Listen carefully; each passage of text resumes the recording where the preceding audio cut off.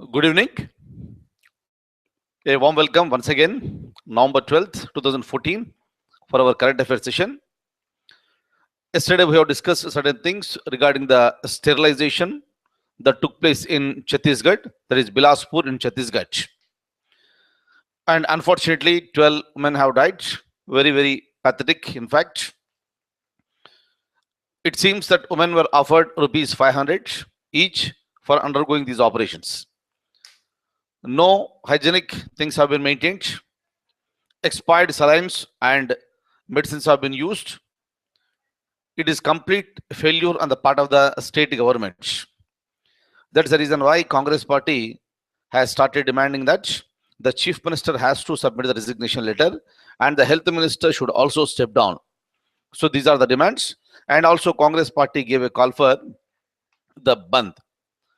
And High Court of Chhattisgarh also demanded for a report to be submitted to it as soon as possible. At the same time, National Human Rights Commission also issued notice to Chhattisgarh government. Whenever such type of incidents are happening, so there will be a widespread reaction from various corners. And one of the things is the National Human Rights Commission. It issued a notice to the so-called Chhattisgarh government, and it will give some explanation. But whatever may be the reason here, using the expired saline and other medicines are considered to be a crime. Hopefully, the action has to be taken against the culprits. It is not just suspending the concerned doctors, but a stern action has to be taken, and it should become an eye-opener to all the state governments. In all the states, these are the things that are happening. But when it happens in a widespread manner like this, so the entire nation's attention has to be there. Every life is important. Every woman's life is important. In that manner, the governments are expected to work. That's the reason the criticism is that it did not happen as an accident. It should be considered as the killings. It should be considered as the murders. Now, the second point what we have is the Comptroller and Auditor General. It has trashed the sanitation campaign by Gujarat. Starting from the year 2008 to 2013, Gujarat government has spent so much of money, and the Gujarat government was claiming that the concept of this sanitation, that is a clean campaign that was going on, and it said that it achieved so many things. But today, as per the records that are available up to the year 2013, the CAG has trashed the sanitation campaign with Gujarat. And if you remember, during that time, the whole period, Narendra Modi was the chief minister of that particular state. So even in his presence also, certain things happened. And the present government has to give the explanation for this. And another important news again with respect to the chief minister of Karnataka, completely a bizarre person here. Bizarre statements are given by this man every time we have seen. So when serious incidents are happening, he was the person who was sleeping. That is the reason why he is criticized every day. So many rape incidents are happening in Bangalore, and so many incidents are happening. And today he made a statement, the chief minister of Karnataka, Mr. Siddaramaiah, that male teachers should not be appointed in the primary schools because the girl children are there, and he wanted only to have the female teachers with respect to the class 1 to class 5. Only the gentleman has to give the answer what exactly is this. So the cure is considered to be more severe than the malady. That is a basic concept here. Instead of addressing this problem, the most responsible man of the state, Mr. Siddaramaiah, the chief minister, if he gives such type of irresponsible statements, obviously they are bizarre statements. And most unfortunate is that the Home Minister of Karnataka and the Education Minister of Karnataka, they also supported the statement that is given by the Chief Minister, Mr. Siddaramaiah. After all, they are the ministers. They are there on the mercy of the chief minister. Hence, that becomes their responsibility to give the support to the statement that was made by the chief minister. But whatever may be the reason here, responsible people holding responsible positions are not expected to give such type of statements.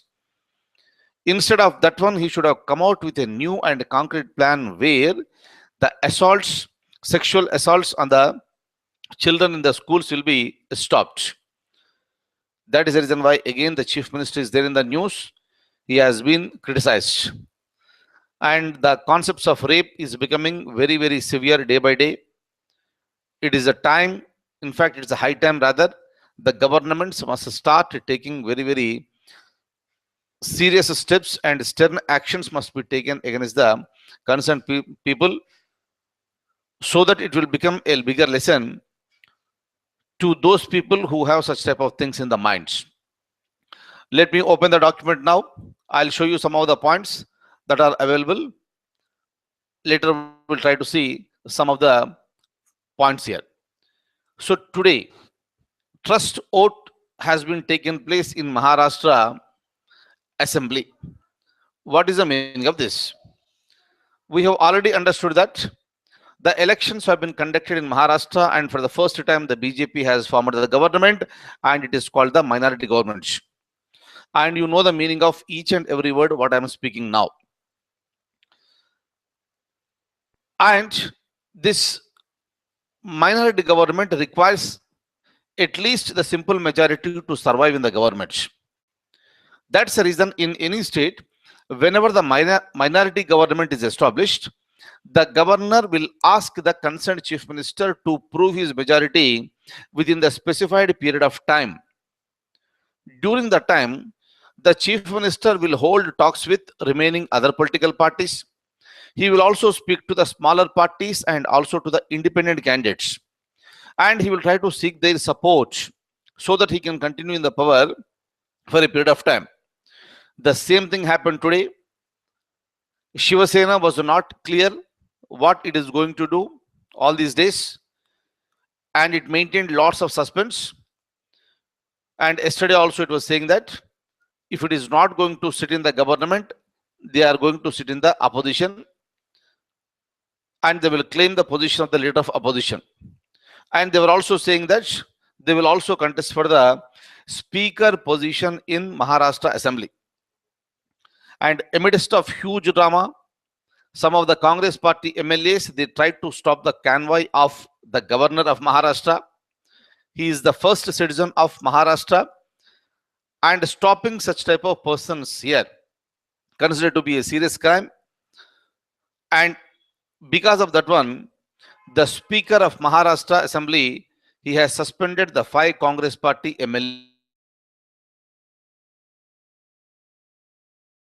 Decided not to give support to the BJP, and NCP, Nationalist Congress Party, extended its unconditional support to the BJP government. Kindly remember, there is nothing like any conditional or unconditional. Nothing is there in the constitution. But in order to give the confidence to the people, in order to give the confidence to the political party that is there in the power, these are the words that are used by various political parties. And today NCP made it very clear, they are extending their unconditional support to the Maharashtra government. Meaning, tomorrow if any bills are introduced, then NCP will be supporting the government, and NCP will take all the care that the government will be surviving for quite a long period of time. And obviously in future, there will be certain demands from the NCP, and the BJP is expected to address those demands. If those demands are not met, then again NCP will again threaten that it is going to withdraw the support. That is the reason why there are so many conditions for unconditional support. That's what we say. But anyways, the chief minister, Mr. Fadnavis, so he won the trust vote and he sustained, and he will continue as the chief minister for a period of time. And this is considered to be the first success as far as the BJP minority government is concerned in the Maharashtra. So hopefully it is not an easy task for the Maharashtra government in order to sustain in the government for the coming 5 years. It has to work a lot. It has to keep the independents and other political parties like NCP in a satisfactory mood every time. Let's see how exactly the young chief minister and the new chief minister of Maharashtra will handle the situation, right? But considered to be a very, very good person, never had any corruption allegation against him. Good person, it seems. Will wish him all the very best to handle the administration in a better manner. Regarding that, I have some information. I'll show it to you. Come on, have a look at this. Simple points. The first BJP government in the state wins the trust vote with the support of NCP. It was through voice vote, and the speaker rejected the demand for division. I am just highlighting this particular line. Kindly read this. I will tell you what is the meaning of this. The trust vote was done through the voice vote, and the speaker rejected the demand for the division. Normally, what happens is that this trust vote is also called confidence motion. Opposite to this one, it was called no confidence motion. This trust vote will be introduced by the ruling party, and no confidence motion will be introduced by the opposition party to dislodge the government. But here, the governor has given the opportunity to the chief minister to prove his majority. Hence, the chief minister tried to prove the majority and he proved it. These are the very, very delicate situations, and anything may happen. Anything may happen in the sense, because of any reason, if the trust vote does not get the majority, then chief minister has to resign immediately. Luckily, the chief minister has survived. But how do you decide whether you have the majority in the assembly or not? That should be decided through the vote. We have the various mechanisms of voting. But most of the times, either in the assemblies or in the parliament, they use the concept of the voice vote. When the speaker will ask those members to say yes if you are supporting the trust vote, and the speaker will also ask the members to say no if they are against. If the yes is louder and bigger, then the speaker will be announcing that it has been passed. Today, the trust vote has been passed with voice vote. During the time, both Congress party and Shiva Sena party demanded that they need a division. Whenever I am using the word division, it's a time-taking process. Instead of going for the voice vote, if it is voice vote, that will be finished within a minute. But if it is a division, first the speaker will ask all the members to stand up who are supporting this particular trust vote. Then the concerned authorities will be going and they will counting each person, and the details will be given to the speaker.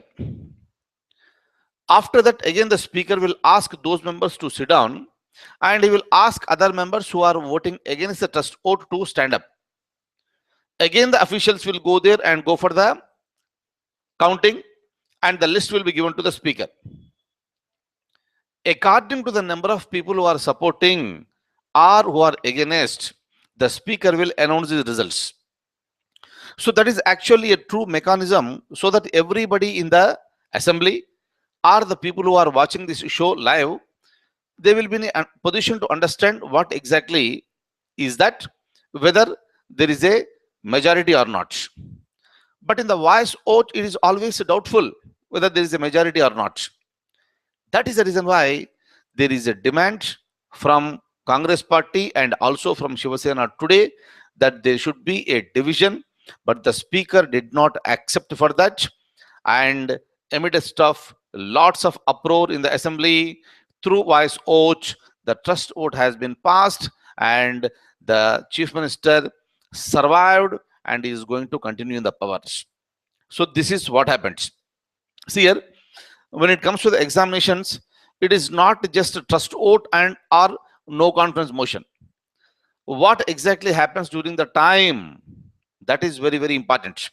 Why the speaker is criticized when he is following the concept of the voice vote?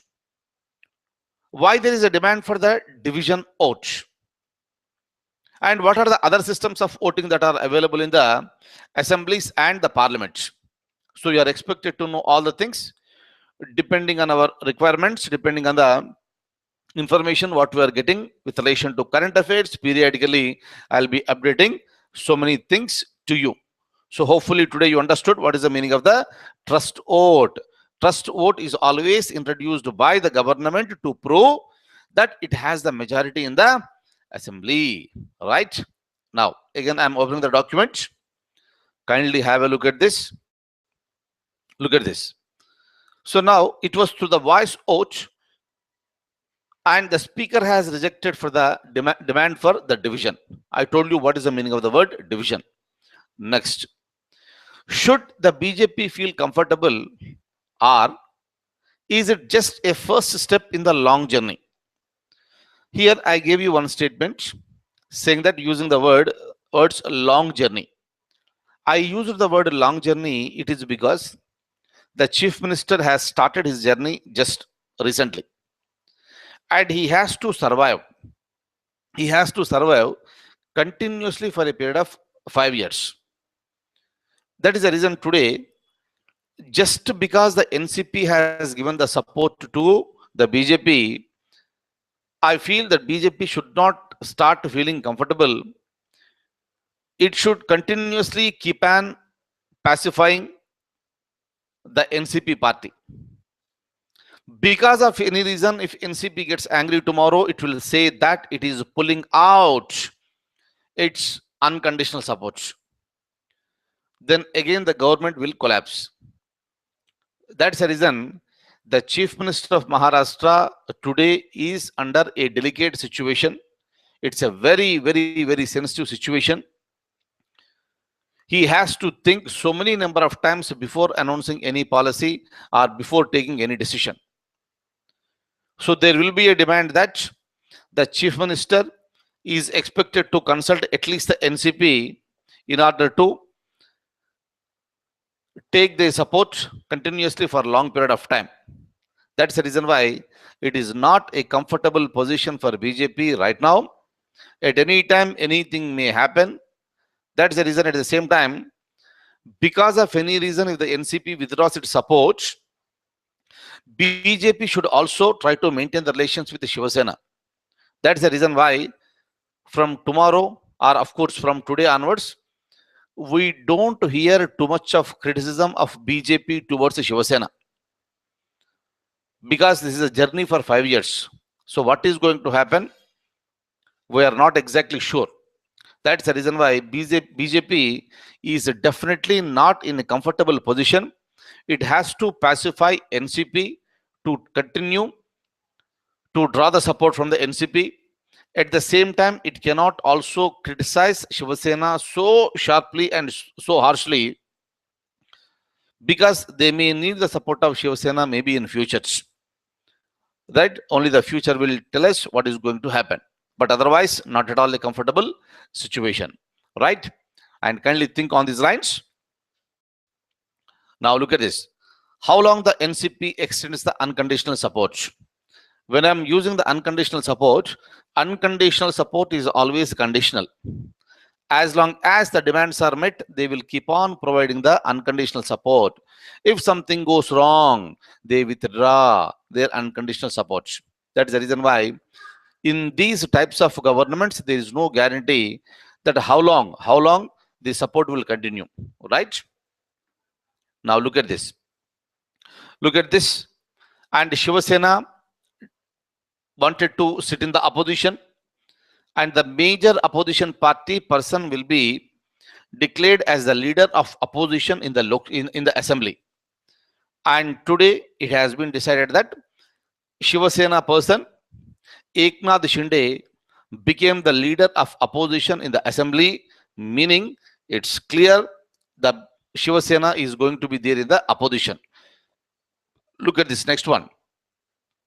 Haribhau Bagde of BJP has been unanimously elected as the, I'm sorry here, this is not the leader of the opposition, as the speaker. Very, very important here. This is the speaker, not the so-called the leader of the opposition. Eknath Shinde was the leader of opposition, and Haribhau Bagde has been unanimously elected as the speaker. Of course, there was a fear. There was a fear that Shiva Sena wanted to contest, and 3 members submitted the nomination form, but 2 members have withdrawn, and finally, this person has been elected unanimously. And of course, this may be important for those people who are writing the Maharashtra Public Service Commission examination. Just to remember this. And for the people who belong to other states, you need not remember this point here. But otherwise, you know what is the meaning of the pro tem speakers. And with respect to the Maharashtra Assembly, the pro tem speaker was Jiva Pandu Gavich.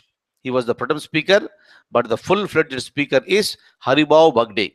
Kindly remember this. But with respect to people who are writing Maharashtra Public Service Commission, kindly remember the name of the pro tem speaker also. When I'm using the word pro tem speaker is a person who is a temporary speaker appointed by the governor for a specific purpose.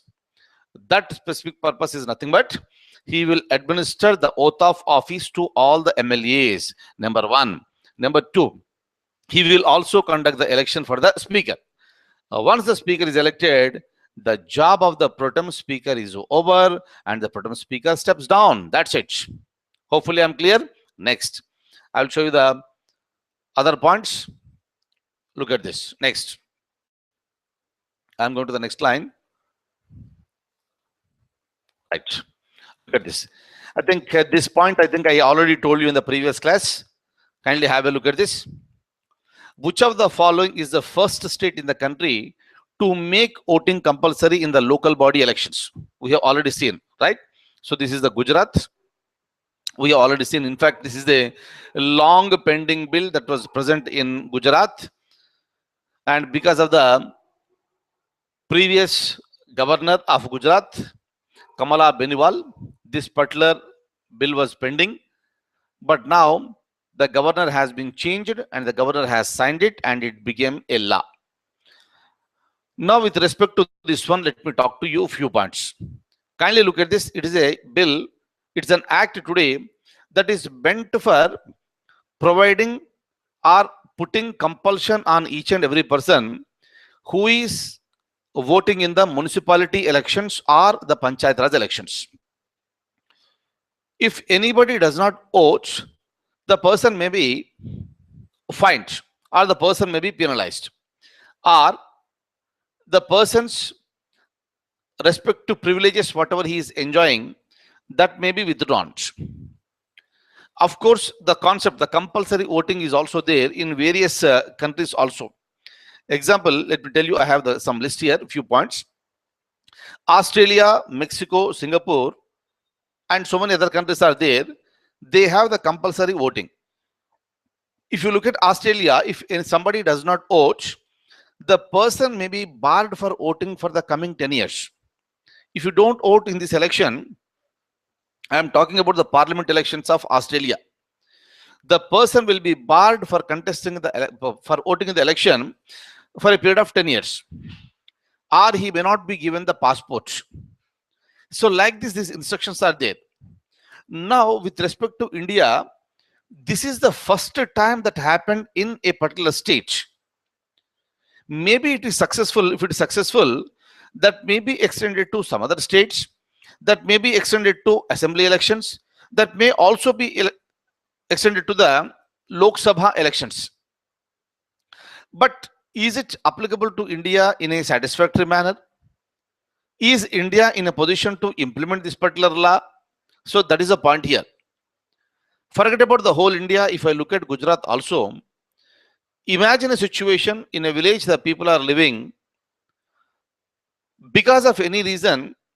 If the person on the day of election is not there, then what will happen? The person may be outside because of the employment or education, or the person may be working as a laborer in some other area.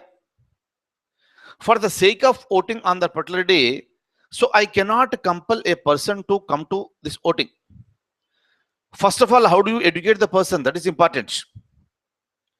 Hence, in countries like India, it is not just bringing the laws, but how do you educate the people? That will play a very, very crucial role.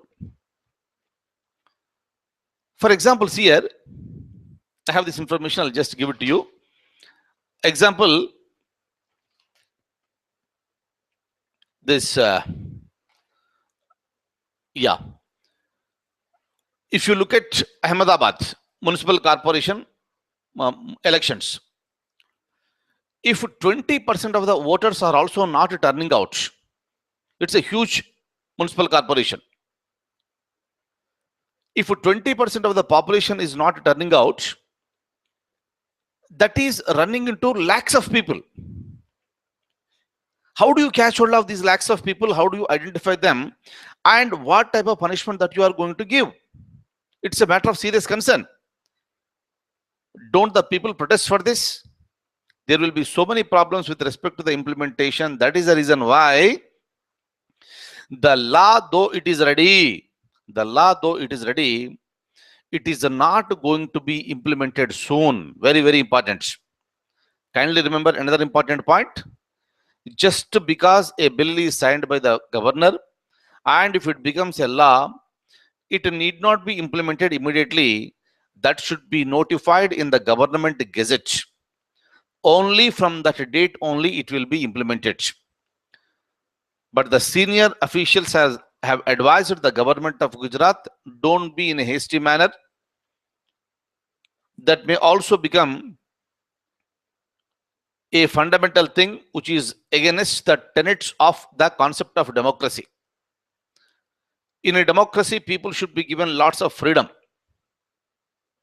But compelling them, how far it is going to be good on the part of the government? Do the people accept it? But in a hasty manner, of course, not a hasty manner. Since 2009, they are talking about this. Finally, it became a law. But it is not going to be implemented because there are going to be so many practical issues with respect to the implementation of this particular law. But otherwise, I told you in the previous class, in Gujarat also, just like any other state, in both Panchayati Raj and municipalities, there is a concept of reservation for women, and that reservation is a 33%. And very recently, it has been extended to 50%, 50. That is going to be implemented very soon. Because Gujarat is going for the local body elections in the year 2015. And in that particular election, women are going to get 50% of the reservation of the seats in the local body elections. But when it comes to the compulsory voting, that is on hold. It is not going to be implemented. There may be repercussions may be there, and somebody may challenge in the Supreme Court, and Supreme Court may come out with any verdict. But otherwise, the government can also think at this stage, it may stop implementing this particular law. Regarding that, so we have a question, and you have already seen that. Compulsory, that is the Gujarat. Look at this. Look at this, few points. I'm just go through it very fastly. The legislation is also providing the 50% of reservation for women. Yes, we know that one. Next, the questions are raised about the validity, and it leads to the so-called the litigations. Litigation in the sense, is it not against the principles of democracy? Next one, the employees are appointed for the election duty for a few days. What do you mean by this? Normally, see here in any election, so many employees are functioning in order to conduct free, fair, and impartial elections. And these employees are not the employees of the election commission, but these are the people who are the employees working in various departments. And when you get them for this election duty, once the franchise is over, they will get back to their respective departments. How do you extend their service to catch hold of the people who have not voted in the election? Is it so easy for the election commission to catch hold of so many people and give the punishment? That's the reason why the main point is that how do you implement? Imagine a situation, yes, you are going to implement, but how? How do you implement? Without thinking this particular point, the government went ahead because they have the majority in the assembly, they have passed it and it became a law. Look at this, one simple example. In urban bodies, example Ahmedabad, if 20% do not vote, that will be running into lakhs. And how do you give the punishment to so many people? You need to think it. Kindly remember here. That's the reason. Just because the Gujarat or any other state government is talking something, it is coming into the news. Of course, it has become the first state in the country that may be a possible question in the examination. But it may also have its own controversies. And being the students who are preparing for the civil services or any other examination, you need to think how far it is within the boundaries of the constitution. Is it violating any principles that are mentioned within the constitution? That is how you need to think each and every issue. Next, again I am showing the document. Kindly have a look at this. If challenged, does the court accept or nullifies the law? Hence, there is a delay in the notification. Very, very important. This is the reason why it has been delayed. Until and unless the notification is not released by the state government, this particular law is not going to be implemented. And with respect to the local body elections, Gujarat is going for the elections in the year 2015. Very simple here. Recently, we have seen the elections, Lok Sabha elections. During that time, we have seen so many people who are present in India, they have voted in the Lok Sabha elections. And every person who voted in the election must be a registered voter, number one. But our statistics are telling that in the recently concluded Lok Sabha elections, 28 crores of people who registered in the election have not voted in the election. 28 crores, I'm telling you. I'm talking about the parliament. Meaning, when it comes to the so-called the highest level of the election in India, the Lok Sabha election, this is the figure I'm talking to you, 28 crores, they have not voted. And tomorrow, if you are going to implement this in every level, so today you are talking about the Panchayat Raj level, municipality level. If you are going to extend it to state level and the central level, how do you implement? How do you give punishments to so many people? Is it not difficult? Definitely, it's a difficult thing. That is the reason why in other countries, though it is present, their population, when considered to with comparison to India, the population is very, very less. Even then, they are facing the problems. Definitely, India will also have certain problems. Hence, the government is expected to think. Definitely, we'll see the Gujarat government is going to revise it, and hopefully that may not be notified. But once it is notified, once it is implemented, it will be happening. And what type of punishments will be given to the citizens for not voting? So we have to wait and watch again. Right? Next. And another point, what I have today with me is that I was telling you yesterday also, in the previous week also, I was discussing this point with you.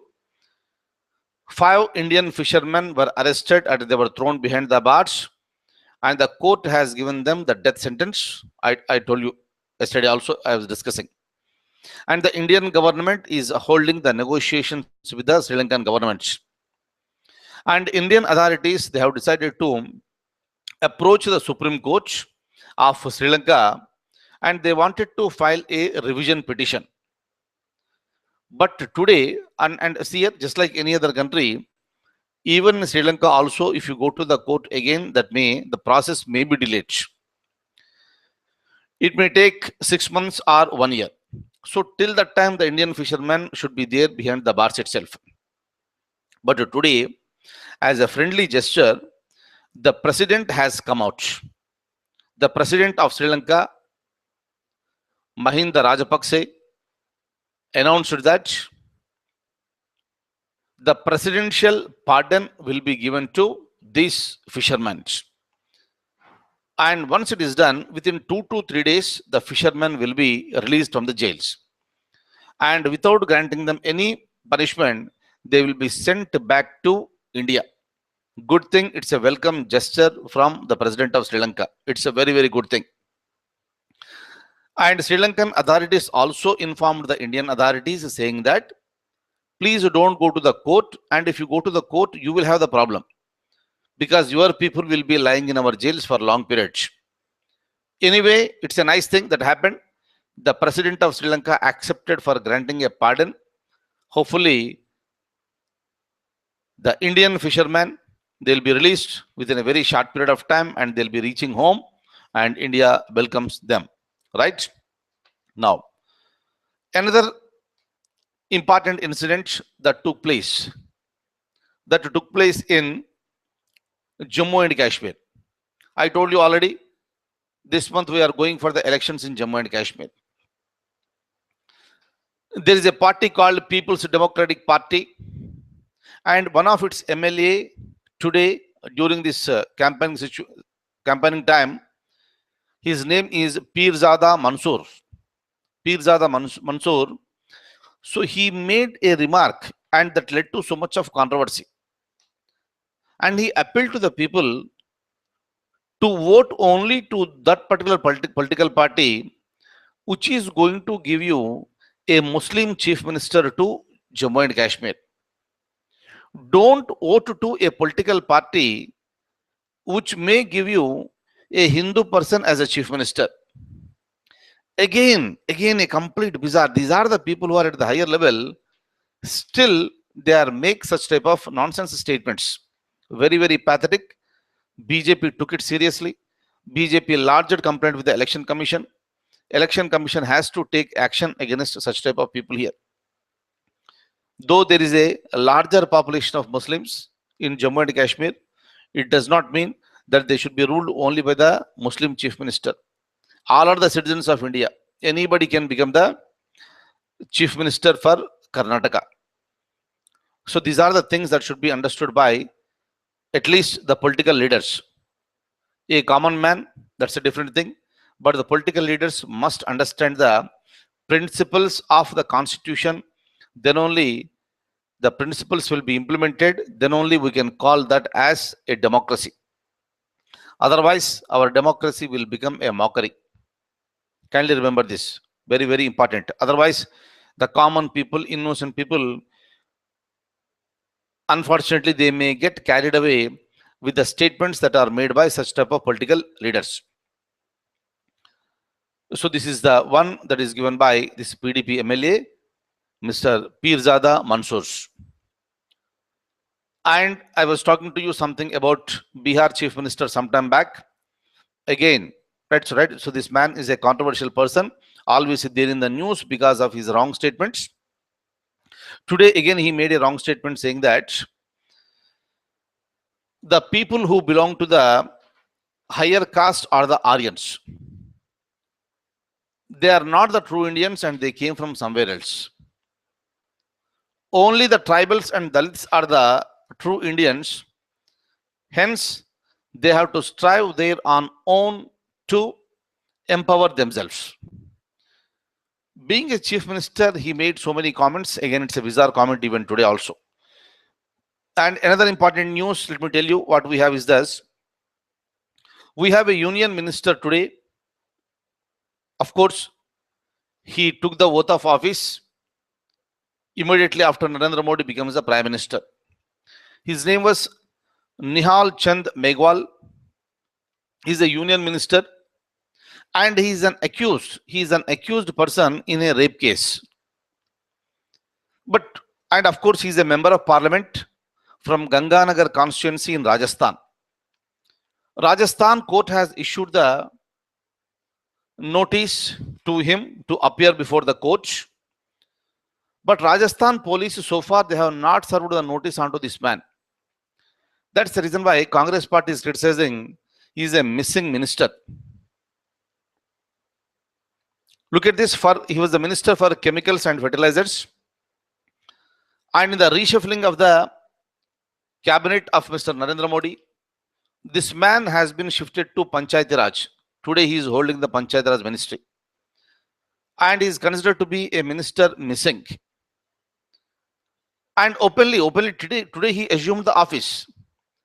So when he is openly available, why the Rajasthan police is not issuing the summons here? That is the reason why there are some people who have certain taints against them, and it is the responsibility of the Prime Minister of India to give answers.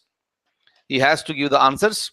And yesterday also I spoke to you regarding some of the ministers who are tainted. They are present in the Narendra Modi's cabinet. The Prime Minister has to give the explanation and he has to remove all the doubts that are present in the minds of the people here. Of course, just because a person is an accused, tomorrow he may be convicted or he may not be convicted. But what is the general principle is that if a person who is in a responsible position is an accused, let him step out of the responsibilities till the time he is not proved guilty. If he is not proved guilty, obviously he may be inducted back. So, but BJP is backing these people here. Of course, it's a very, very common practice that the government may be anything, right? And with relation to Sarita Devi, I was talking to you. She was a woman boxer and she expressed her dissent in the recently concluded Asiad Games. I told you these points. And then now the international organization, it is going to take it very seriously and a long-term suspension may be imposed on Sarita Devi. The indications are very clear. For a minimum period of 3 years, she will be suspended. She will be banned to take part in any sort of boxing games here. All right. Now the time is 9:43. So I'll be stopping here at this stage, and I will meet you tomorrow at the same time. Till then, I wish you all the very, very best and have a very nice time. Thank you so much. Good night.